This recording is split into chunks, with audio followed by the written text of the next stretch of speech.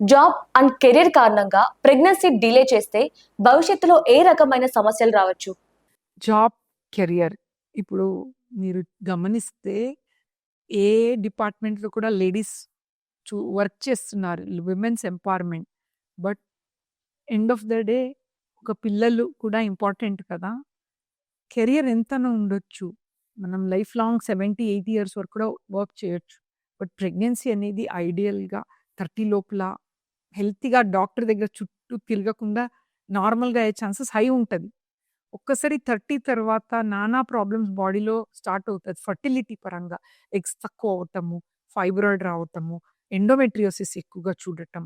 So, ఎంత profession ఉంటే కూడా అండి విండో ఆఫ్ ఫర్టిలిటీ అనేది 35 తర్వాత క్లోజ్ అవుతది. 40 తర్వాత డ్రాస్టిక్‌గా క్లోజ్ అవుతది.